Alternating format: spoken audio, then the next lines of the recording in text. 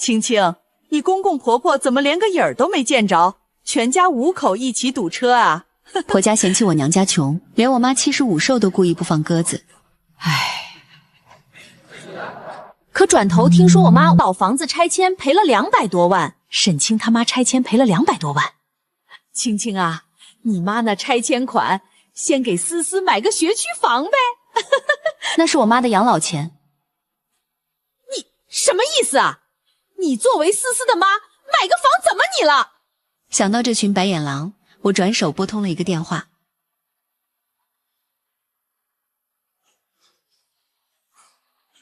青青啊，这都快开席了，你公公婆婆怎么连个影儿都没见着？刘阿姨，他们路上堵车，马上就到。哟，全家5口人一起堵车啊！这亲家当的架子可真够大的。今天是我妈陈慧芬的75岁寿事，可是主桌上那5个留给陆家人的位置，就像5个耳光，狠狠抽在我的脸上。我低头看了眼手机，给陆景川发的微信还是没回。青青，别看了，叫大家先动筷子吧。妈，我再打个电话催催。别催了，大喜的日子，别闹得不痛快。他们是大老板，忙，咱们得理解。快去招呼你舅舅他们。我看着我妈那张为了维持体面而强撑出来的笑脸，心里像被塞进了一块生铁。可陆家人一个都没来。我攥紧手机，走到安静的走廊，再次拨通了陆景川的电话。喂，陆景抽，你到底在哪儿？全场亲戚都看着呢。沈清，你能不能懂点事儿？我跟你说了多少遍了，公司临时有个特别重要的项目会议，我爸作为董事长必须主持，我也得在场。这种关键时刻，我怎么走得开？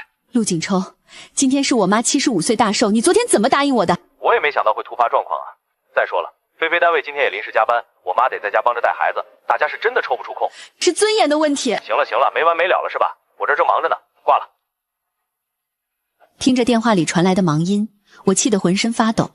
改天，我妈这辈子能有几个75岁？我深吸一口气，推门走进宴会厅。青青，景川他们到哪儿了？妈，他们公司突然有个特大项目要签合同，实在走不开。景川说，等忙完这阵子，单独给您庆生。工作重要，工作重要。来，大家都听我说，咱们不等了，开席。瞧瞧，这沈清嫁入豪门有什么用？亲妈过寿，婆家连个照面都不露。我看啊，人家压根就没把她这穷亲戚放在眼里。我陪着我妈一桌桌敬酒，酒杯撞击的声音清脆，却像针一样扎在我的心口。这12年的婚姻，我处处隐忍，换来的却是他们对我妈的肆意践踏。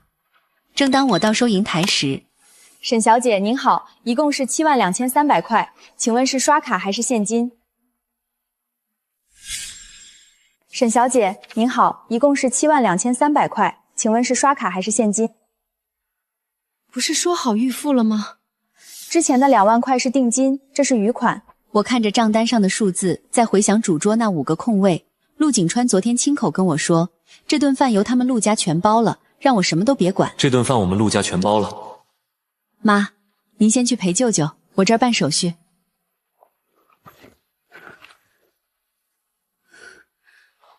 我颤抖着手拨通了陆景川的电话。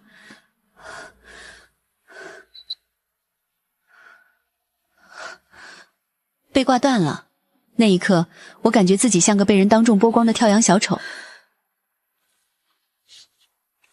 刷卡吧。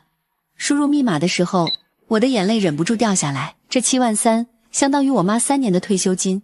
我想起我妈在纺织厂干了30年，她这辈子就没这么奢侈过，结果却要以这种方式收场。青青，别难过，妈今天真的挺开心的。夕阳把我们的影子拉得特别长。手机震了一下，陆景川发来一条微信。看着那条信息，只觉得无比恶心，只回了1个字：滚。我的耐心本就到了极限。打开手机，小姑子的朋友圈更刺痛了我的眼睛。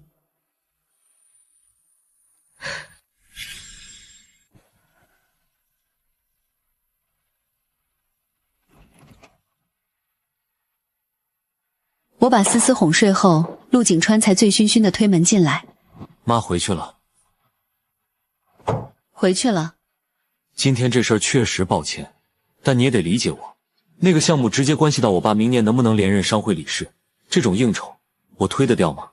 所以，陆菲菲过生日就有空，我妈75大寿就没空。你说什么呢？菲菲那天那是凑巧。凑巧？行了，不就是过个生日吗？回头我给他2万块钱补偿不就完了吗？你至于在这跟我翻旧账？陆景川，如果今天是你妈过寿，我和我妈都不去，你觉得这日子还能过吗？那怎么能一样呢？哪儿不一样？我妈是什么身份？那是银行退休的，我爸那是开公司的，你妈呢？一个纺织厂的女工，她能跟我妈比吗？我盯着她那张涨红的脸，第一次觉得这个和我睡了12年的男人如此陌生，如此恶心。原来在你眼里，我妈就该低人一等。我不是那个意思，我是说你太敏感了，别整天盯着这些小事，好好带你的孩子，这种事儿别再提了。第二天一早，我去了公婆家，结果还没进门就听见了一场更大的阴谋。那钱到了陈慧芬手里，还不是便宜谁？我还没按门铃，就听见屋里传来婆婆刘美琴尖细的声音：“老陆，我可听说了，陈慧芬住的那片老房区，下个月就得动真格的了，补偿标准高的吓人，一套房子起码能拿几百万。你听谁说的？我有老同学在拆迁办，这钱要是到了陈慧芬手里，最后还不是便宜了沈清那个穷舅舅？还不如咱们先想办法给那老太太做做工作。”我推门的手僵住了，心里像被塞进了一大块冰。他们连我妈的寿宴都不屑参加，现在倒惦记上她的钱了。哎呀，青青回来了。昨天你妈过寿，我们是真忙坏了，你替我跟你妈赔个罪。不碍事，您心意到了就行。青青啊，思思马上要上初中了，咱们滨海市的好学校都要学区房，你妈那拆迁款不如先拿出来给思思买套学区房呗。妈，那是我妈攒了一辈子的养老钱。养老钱不也是留给你们的吗？我们这不也是为了思思好？所以你们是盯上我妈那点骨髓了？你怎么说话呢？我们是一家人，互相帮衬不是应该的吗？一家人，一家人。我妈过寿你们不露面，要钱的时候倒成一家人了。哎，你唱！愤怒的我决定去公司探查，却知道了一个更让我心寒的事情。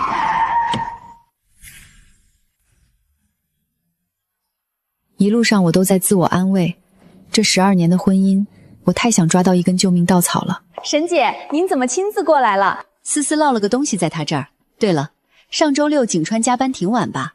我看他忙得连家都没回。上周六，沈姐，你记错了吧？上周六陆经理没来公司呀。听到这句话，我的心猛地坠进了冰窖里，浑身的血瞬间都凉。是吗？那可能是我记错了。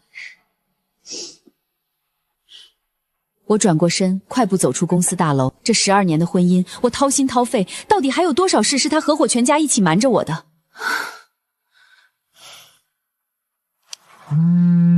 沈清，别忘了今晚带思思回来吃饭，这是咱们家的规矩。规矩？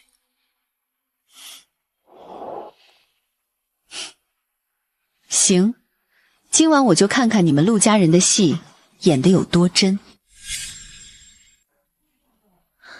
刚换好鞋，就听见陆家客厅里，陆菲菲正拿着手机在刘美金面前显摆。妈，您看这家餐厅，人均5000多呢。上周我过生日，志鹏专门订的这儿，还有这爱马仕包包最新款。咱们菲菲就是有福气，不像有些人过个生日还要去挤酒店大堂。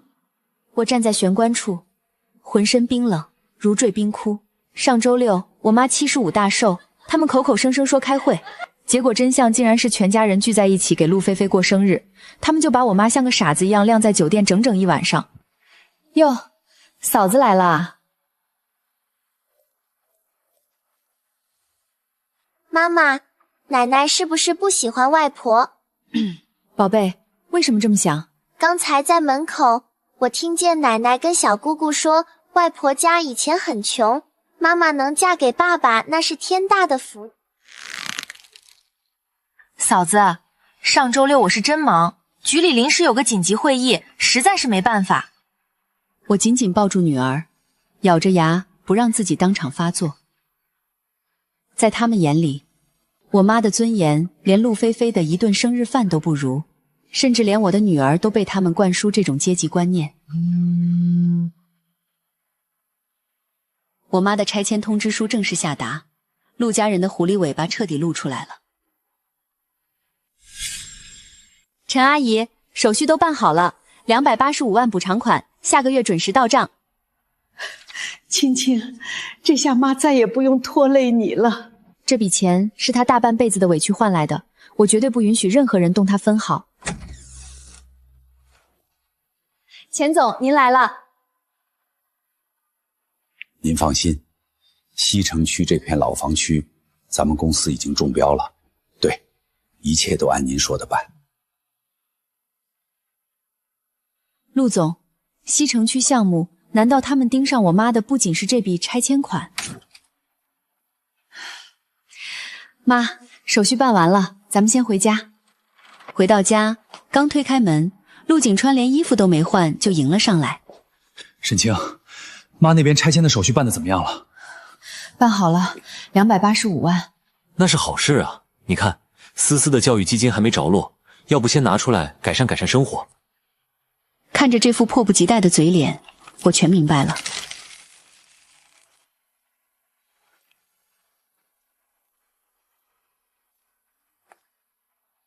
原来他们不仅想要我妈的钱，还想要我妈这块地来冲他们的业绩。你别不识好歹！陆景川，改善咱们家的生活，还是改善你爸公司的现金流？沈清，你现在怎么变得这么不讲道理？那是你妈的钱，留着也是留着，拿出来帮帮家里怎么了？帮帮家里？我妈过寿那天，你们全家去吃5000一位的大餐时，怎么没想过咱们是一家人？你别不识好歹！要不是我们家条件好，你一个穷教师能过上现在这种日子？我盯着他那张写满优越感的脸，第一次觉得这个男人如此恶心。在他眼里，我这12年像保姆一样的付出分文不值，我妈的尊严更是连他爸的项目进度都比不上。他们一家高高在上，把我当成了寄生虫。这笔钱，你们一分也别想碰。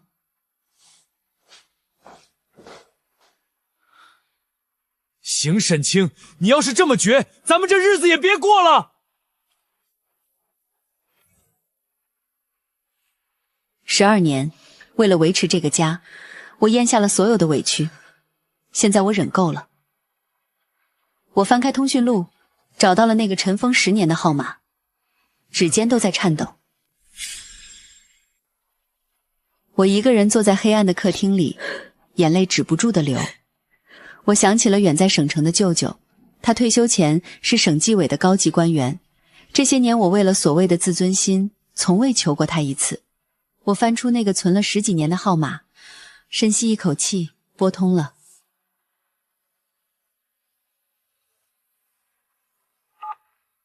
喂，青青。舅舅，我受委屈了。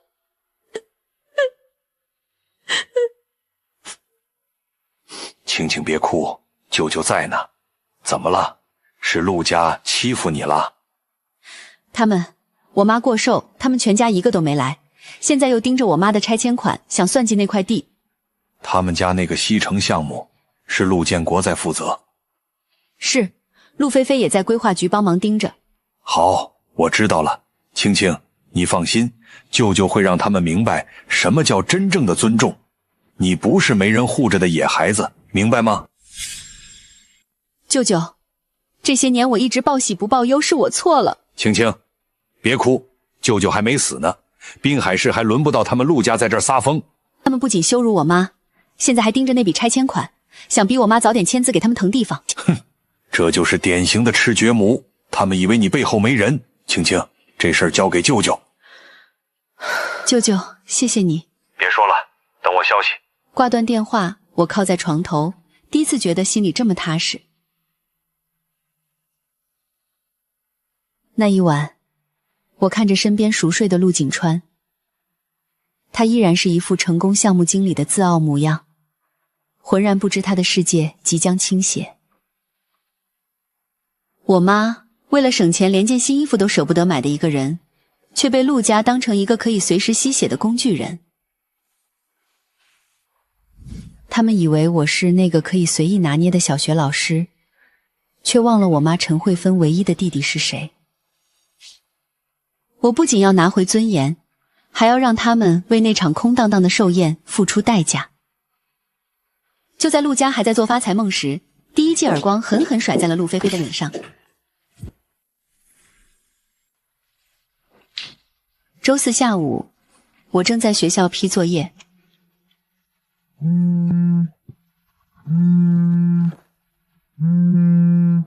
陆菲菲的电话像催命符一样响了起来。喂，嫂子，我被单位劝退了。规划局的领导突然找我谈话，说我工作态度有问题。嫂子，是不是你舅舅？菲菲，做人要讲良心。当初你缺席我妈寿宴，在朋友圈发每一个日子都值得认真对待的时候，想过今天吗？我那天真的是临时，我这些年他的兢兢业业，不过是利用职务之便，为他爸的公司大开绿灯。嫂子，这种腐烂的根系，只要稍微一查，就注定崩塌。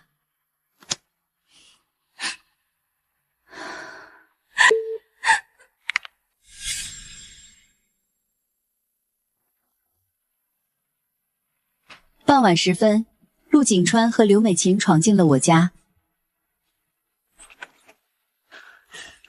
沈清，你快让你舅舅收手，他还年轻，不能就这么毁了。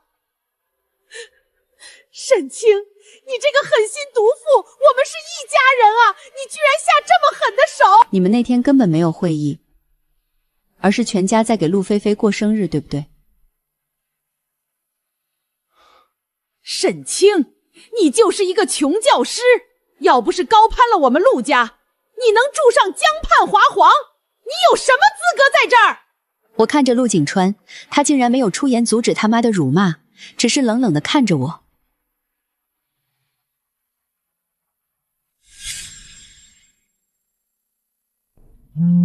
手机发来的一条短信，让所有的辱骂戛然而止。西城区项目档案已拿到，问题很大。问题很大。陆家的商业帝国全是违规操作。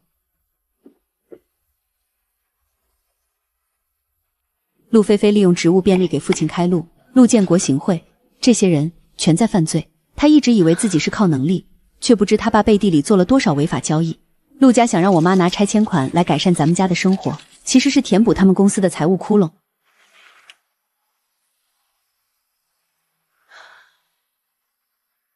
他们盯着的是我妈的命，而不仅仅是钱。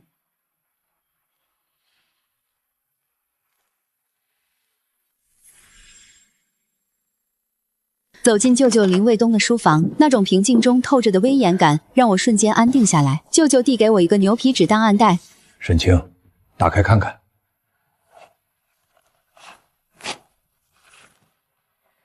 里面是陆建国公司行贿的银行流水复印件。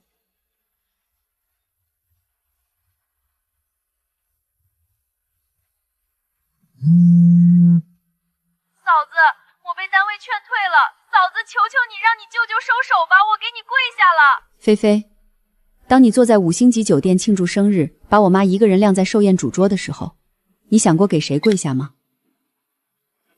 这些材料已经递交给了检察院，正义或许会迟到，但绝不会缺席。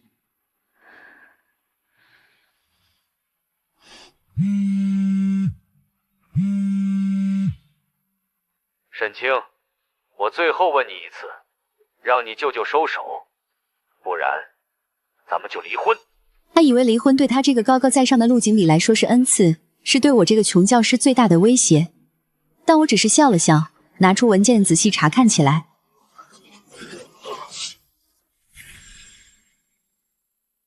舅舅从抽屉里拿出一个厚厚的牛皮纸档案袋。沈清，打开看看。我抽出里面的文件，第一页就是滨海市西城区项目的审批档案复印件。在密密麻麻的公章中间，审批人那一栏清晰地签着陆菲菲的名字。这意味着陆家在这个项目上的操作完全违规，已经触犯了法律。他们为了利益，不惜动用职权走捷径，早晚会自食恶果。他们随时会崩塌。这些材料我已经递交给了检察院，正义或许会迟到，但绝不会缺席。舅舅，我需要做什么？等着，法律会给你答案。如果只是违规审批，陆菲菲顶多是被开除，但你看这个，陆建国公司的部分项目资金通过钱总进行了违规转移，最终流向了相关部门的关键人员，证据确凿，足够立案调查。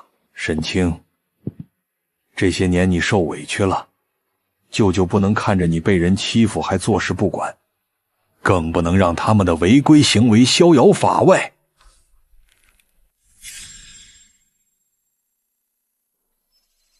果然，当天下午，刘美琴尖锐的哭嚎声就顺着电话线传了过来，陆家的麻烦开始了。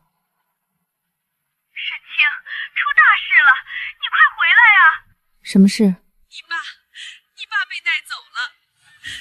今天上午来了好几辆车，有人翻箱倒柜查了半天，最后把他铐走了。妈，我没办法。你怎么会没办法？你舅舅不是很有门路吗？你快求他救救你爸呀！哼，妈，带走我爸的人就是我舅舅送去的资料。电话那头瞬间陷入了死一般的寂静。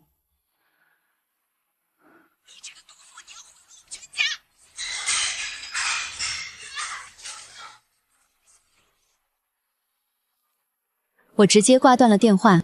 这场12年的婚姻长跑，在陆建国被带走的那一刻，就已经彻底崩盘了。所谓的高攀，如今看来，不过是我陪着一群骗子演了12年的戏。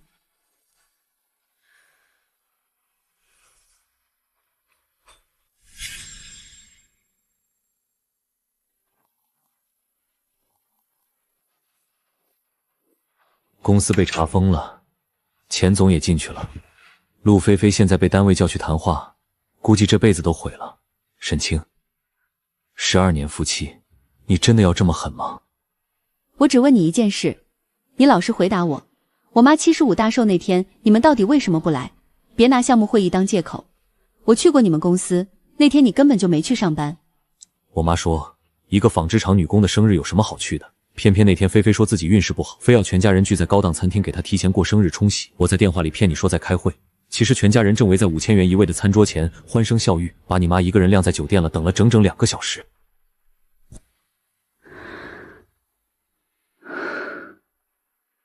听到这里的我突然笑了，笑的眼泪止不住的往外流。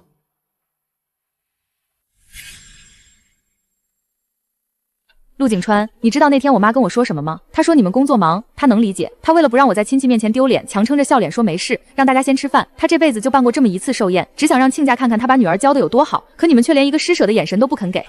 我不恨你，真的。但我变了，我学会了怎么保护我在乎的人。你爸行贿受贿，违规审批，那是他自己选的路，他必须自己还。对不起，是我对不起你。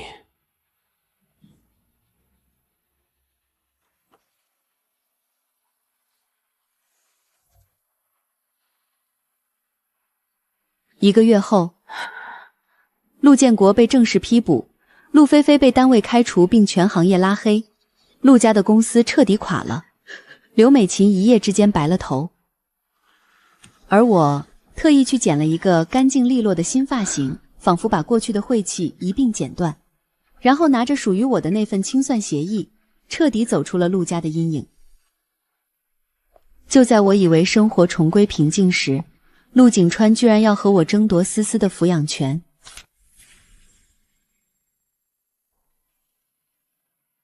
我把准备好的财产清单拍在桌上，这厚厚的一叠纸是我这12年青春的结算单。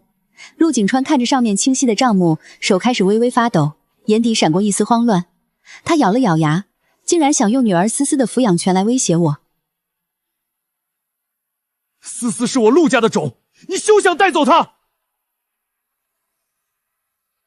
陆景川，这12年我像保姆一样当牛做马，这些资产是我应得的，你要是不签，我们就法庭见。到时候查出来的可能就不止这点家产了。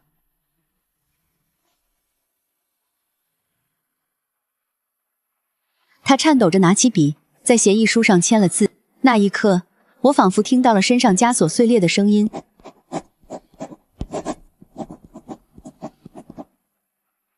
12年的憋屈，终于在此刻彻底终结。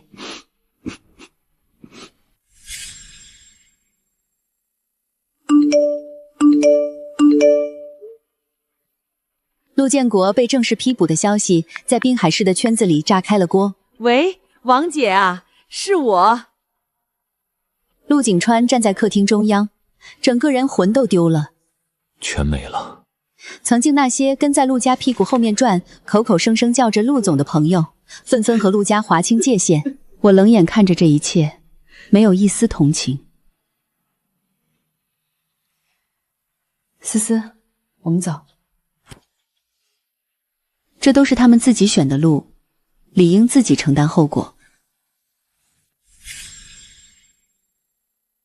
滨海市东城区的拆迁补偿款正式到账了，整整285万，一分不少。我妈陈慧芬看着存折上的那串数字，眼泪吧嗒吧嗒往下掉。我们在城东看中了一套带花园的房子。青青，妈这辈子从没想过能住上这么好的房子。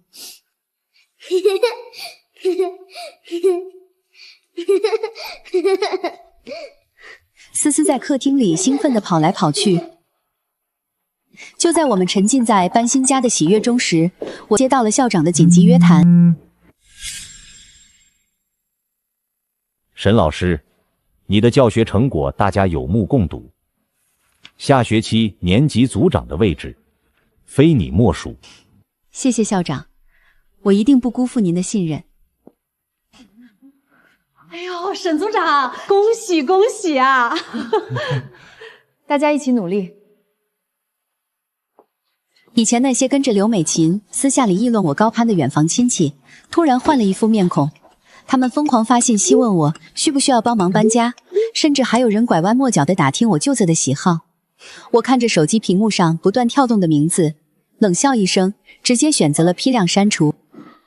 当你足够强大时，世界才会对你温柔相待。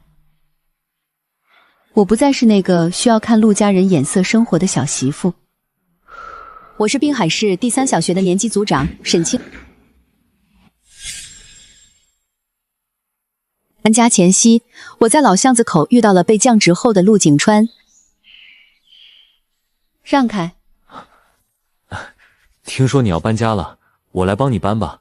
你一个人拿这么多东西，用不着。我的东西嫌你们陆家人碰了脏。青青，你非要这么绝吗？我现在已经被降职了，天天在公司被人指着鼻子骂，我已经遭到报应了，我真的错了。你那是知错吗？你只是发现没了你爸的黑钱，没了我这个倒贴的免费保姆，你陆景川根本什么都不是。青青，12年啊，你真的不念一点旧情吗？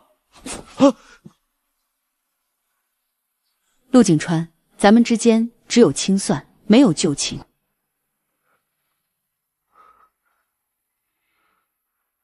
说完，我一脚油门驶离。夕阳把他的影子拉得很长，很单薄，像一张随时会被风吹碎的废纸。东城新家，阳光满屋。我把钥匙交给母亲，妈，以后这就是咱们的家了。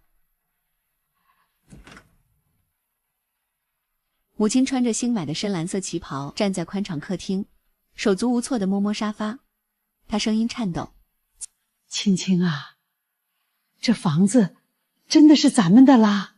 这瓷砖这么白，我踩上去会不会弄脏了？”妈，您说什么呢？这是咱们自己的家，您想怎么踩就怎么踩，就算在地上打滚都没人管。再也没有人会嫌弃您身上有纺织厂的穷酸气了。哎，妈这辈子做梦都不敢想，能住上这么好的房子。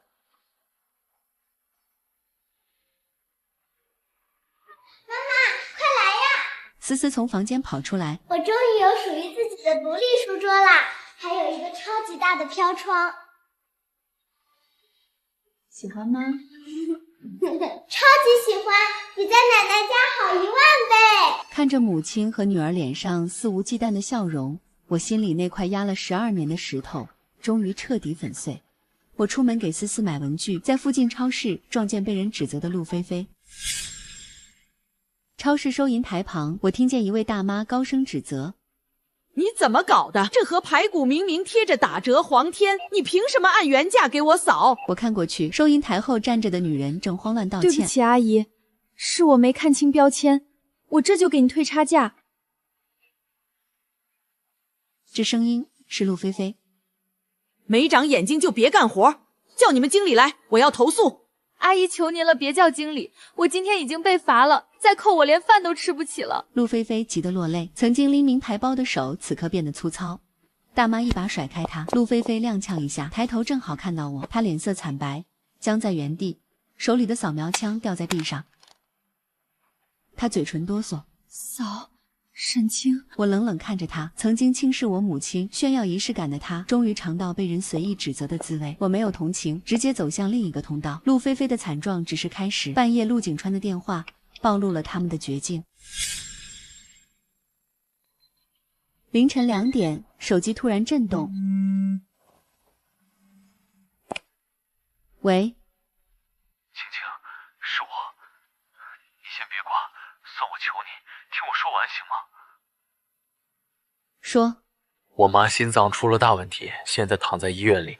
可是家里账户被冻结，进口药太贵了，我实在拿不出钱了。青青，你看在12年夫妻份上，借我5万块周转行吗？陆景川，你大半夜打电话就是为了跟我借钱？我知道以前对不起你，可她毕竟是思思的奶奶，你忍心看她受苦吗？你们全家花高价聚餐，把我妈晾在寿宴上时，想过她是思思的外婆吗？刘美琴轻视我母亲时，想过自己有今天吗？青青，我错了，我真的错了。你爸行贿被抓，你妹违规被开除，现在你们家破产看不起病，这叫自作自受，因果报应。别再打电话，我觉得恶心。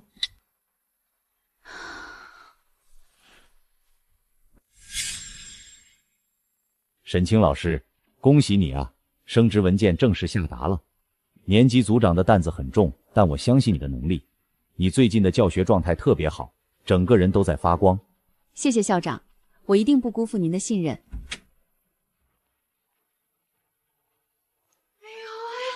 沈组长，恭喜恭喜啊！沈姐今天穿这身真好看，以后咱们组可全仰仗您关照了。大家一起努力。沈老师再见！再见。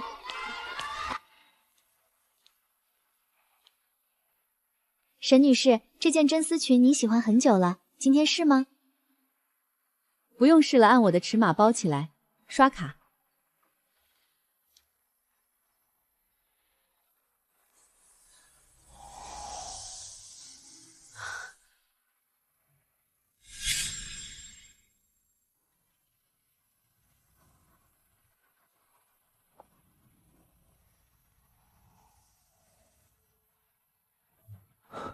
青青，下班了。有事？我妈还在医院，她让我带话给你。她说当年是她错了，不该轻视伯母，不该算计你们的钱。青青，我也后悔了。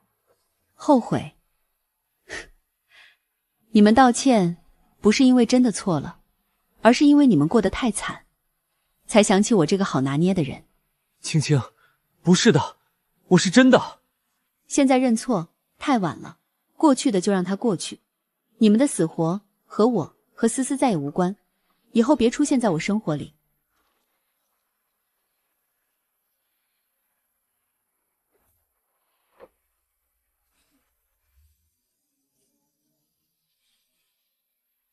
生活逐渐平稳，我决定带母亲和思思去旅游。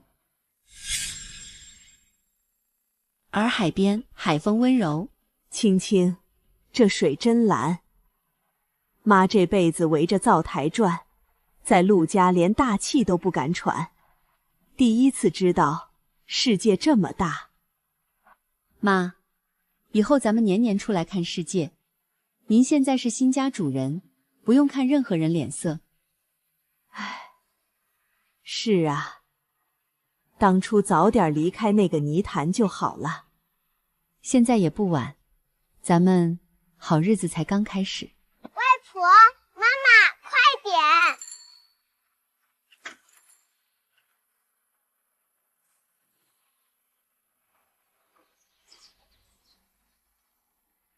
回到滨海市，我脱胎换骨，同事都说我眼里有光，那是独立带来的底气。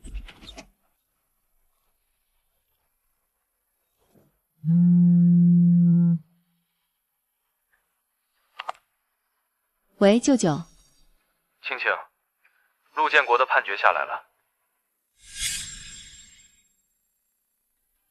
判了多少年？行贿、串通投标，涉案金额巨大，数罪并罚，15年。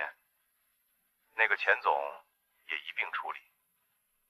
15年，等陆建国出来，早已是垂垂老者。公司资产呢？全部查封，用于缴纳罚款，填补窟窿。陆家连江畔华庭的房子都保不住，马上被法院拍卖。我挂断电话，坐在沙发上，压了12年的巨石彻底粉碎。陆建国以为自己能只手遮天，算计母亲285万养老钱，以为吃绝户是好生意，却忘了公道自在人心。靠压榨别人得来的财富，终究像流沙，风一吹就散。我市破获一起重大违规投标案，涉案人员已被依法逮捕。陆家彻底完了。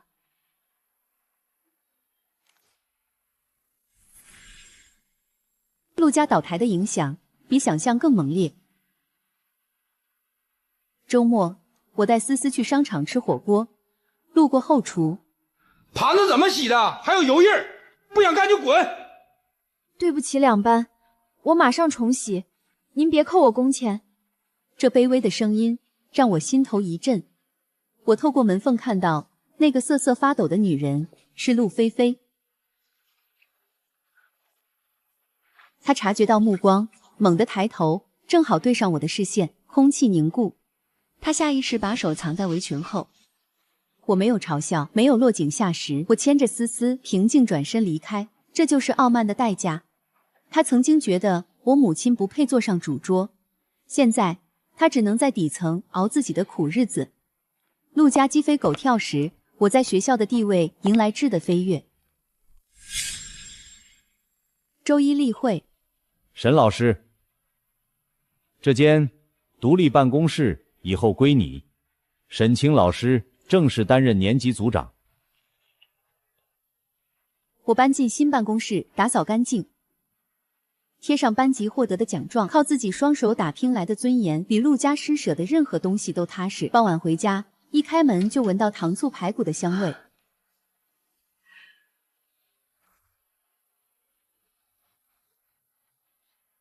妈妈，我期末考试全班第3。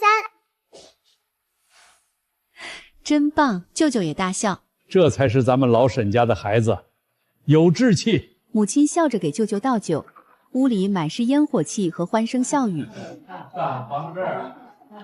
我端起碗，眼眶微热，这才是我梦寐以求的生活。我终于明白，真正的安全感永远是自己给的底气。第二天傍晚，陆景川像游魂一样出现在我下班路上，想用临终告别绑架我。初冬的风刮在脸上微凉，我刚走出校门，一个身影从路灯阴影里窜出，拦住去路，是陆景川。青青，我妈不行了，医生说就这几天。我冷冷看着他，没有说话。算我最后求你一次，看在12年夫妻情分上，你去病房看看她，就当临终告别，行吗？我甩开他的手，语气没有温度。陆景川，你妈当年轻视我母亲的时候，想过有今天吗？那都是过去的事了，她都要……我们本就不是一类人，强行探望只会让他更不痛快。我不会去，这辈子都不会。他愣在原地，没想到我拒绝得如此干脆。我没再理会，径直走向出租车。关上车门那一刻，我告诉自己往前走，别回头。陆家欠我的12年尊严早已清算干净。东城新家，墙面雪白。我正把思思全班第33好学生的奖状贴在墙中央，红色印得满是明亮。妈，您看贴歪没？母亲系着围裙探出头，没歪。我乖孙女真争气。她穿着我买的真丝衬衫，再也不是那个缩手缩脚的样子。我走过去帮忙端菜，母亲握着我的手，眼眶微红。青青，这日子以前想都不敢想，只要咱们心往一处使，没什么过不去的坎。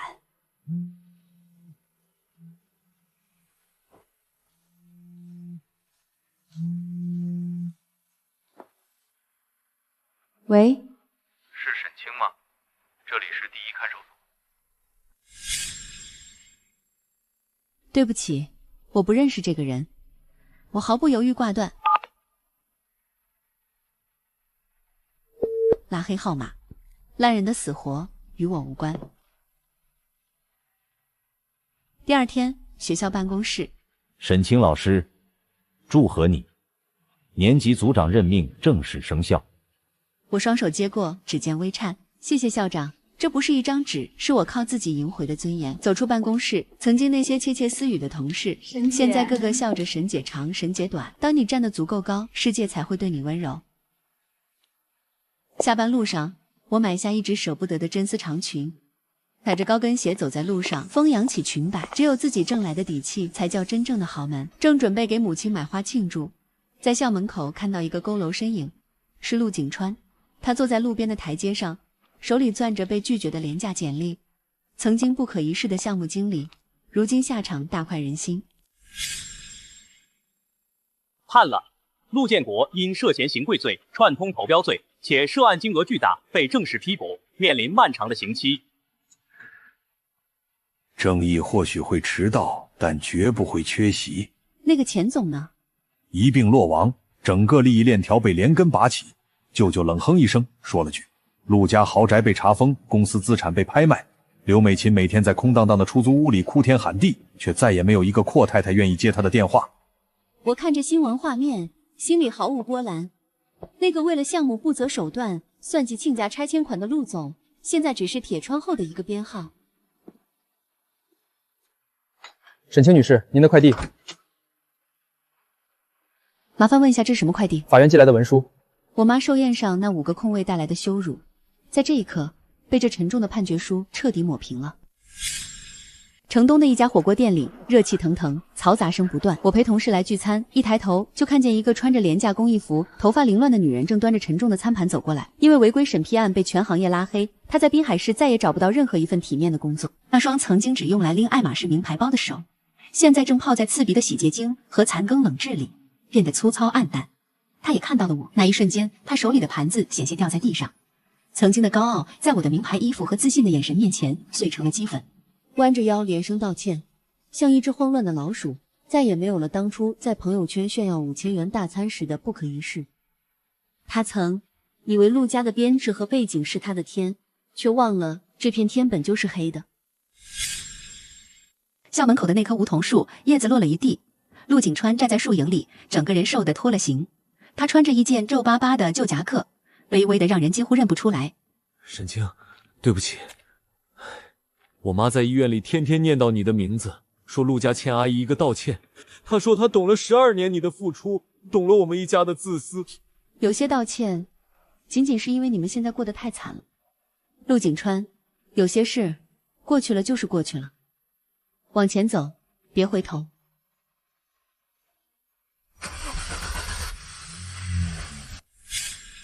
那天我开车路过江畔华庭，正好撞见最解气的一幕。昔日代表着身份地位的大平层，大门上已经被贴上了冰冷的封条。是我的命啊，你不能拿走！我摇上车窗，冷眼看着他们被生活狠狠毒打的样子，我心里没有想象中的快感，只有一种终于把垃圾清理干净的释然。就在陆家人露宿街头时，我妈却在我们的新家拿起了她放下了几十年的画笔。麻烦帮我报一下绘画班，我妈年纪大了，麻烦多照看一下。好了，拿好。为了弥补我妈大半辈子的遗憾，我给她报了老年大学的绘画班，还专门腾出了一间朝南的屋子做画室。青青，我这手能拿好画笔吗？妈，您这双手能供我上大学，能把思思带大，怎么就拿不稳一支笔？那双曾在纺织机上磨出厚茧，又在陆家洗了12年脏衣服的手，如今终于稳稳地拿起了画笔。周末，舅舅林卫东常来家里下棋，看着我妈穿着体面的真丝旗袍在阳台作画。姐，这才是你该过的日子。我妈笑着点点头。我为母亲的新生感到高兴，自己的工作也逐渐繁忙起来，每天工作到深夜。我正连夜修改市级公开课的教案，桌上堆满了翻烂的参考资料。这节课是教育局重点考察项目，也是我彻底坐稳年级组长位置的一场硬仗。门被轻轻推开，我妈陈慧芳端着一碗热腾腾的汤走了进来。青青，快歇会儿，喝口汤吧。你这都连着熬了1个星期了，铁打的身子也受不了啊。妈，我不累。以前在陆家，大半夜被叫起来给醉酒的陆景川熬醒酒汤，还要挨刘美琴的骂，那才叫真累。现在我是为自己的前途熬夜，心里有盼头，踏实。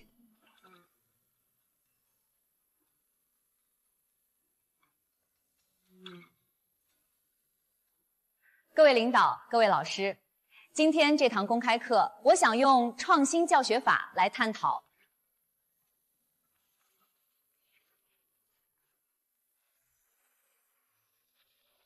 沈老师，这节课上得太惊艳了，基础扎实，创新大胆。咱们市的教育队伍就需要你这样拼命又拔尖的人才。学校年级组长的任命正式生效，我的办公桌搬进了属于自己的独立办公室。不久，全市教育系统举办表彰大会，我作为优秀教师代表，踩着高跟鞋站在了聚光灯下的演讲台上发言。发言结束时，全场掌声雷动，思思在台下把手都拍红了。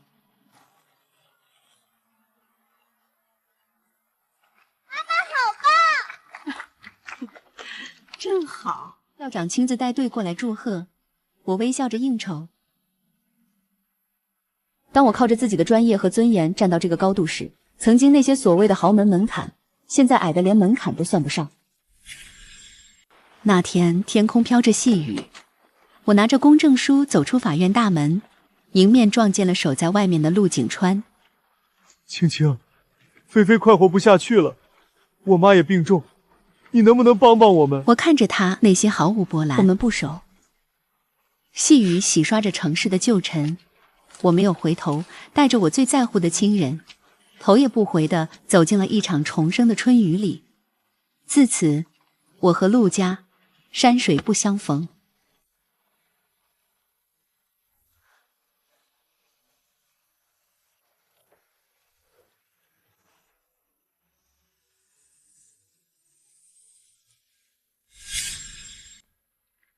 沈清，求求你，景川的公司彻底破产了，他的工资全被法院冻结，菲菲连顿饱饭的钱都没有了，我也走投无路了，千错万错都是我的错，你舅舅只要抬抬手就能放我们一条生路，求求你，看在思思的份上。妈，您求错人了，让你们家崩塌的不是我舅舅，是你们骨子里的贪婪和违规违法的行为。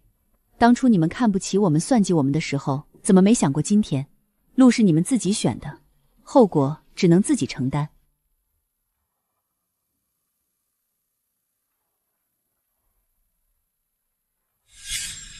路灯的阴影下，陆景川不知什么时候站在了那里，他手里拎着一袋快过期的临期面包，那是他现在唯一的晚餐。他看着刘美琴跪在地上痛哭的样子，却没有上前搀扶，只是颓然地靠在树干上。沈清，我今天才知道，当初那个西城项目，我爸为了中标，不仅行贿，还挪用了公司最后的一笔备用金，公司破产清算了。我现在身上背着几百的连带债务，连给思思买个冰淇淋都成了奢侈。我真的错了。如果那天我去参加了伯母的寿宴，如果我没有盯着那笔拆迁款，我们会不会？没有如果，陆景春。有些事做错了就是一辈子。你的忏悔不是因为良心发现，而是因为你输得一败涂地。就在陆家三人陷入走投无路的绝望时，林卫东舅舅带来了一个关于陆建国的最终宣判。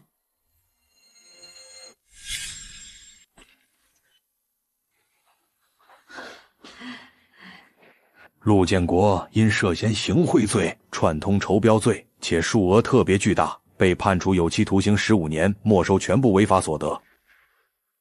陆家豪宅被查封，公司资产被拍卖，陆景川名下的所有房产份额将被法院悉数强制收回。陆菲菲也将面临长期的行业进入和违规审查。曾经在滨海市自诩为精英圈的陆家，如今在法律和道德的双重审判下，彻底成了一滩扶不上墙的烂泥。青青，这件事到此为止了。陆家自食其果，这就是天理昭彰。这12年的压抑，这12年的不甘，在这一刻彻底烟消云散。学校的荣誉墙上，沈清的名字被印在了最高处。年级组长只是起点，我被选拔为全市优秀教师代表，即将去省城进修。这种靠着自己的脊梁站起来的感觉，比任何豪门阔太的名头都要响亮。我带着我妈陈慧芬参加了学校的表彰晚宴。她穿着我买的高级定制旗袍，花白的头发梳得整整齐齐，坐在主桌上。沈老师的母亲竟是岁月沉淀后的优雅，再也没有人会叫她纺织厂女工，大家都尊敬地称呼她为沈老师的母亲。喂，沈老师，我是周宇。电话那头是我曾经带过的一个学生，也是我现在最重要的事业合作伙伴。他带来了一个关于滨海市教育资源整合的重磅消息。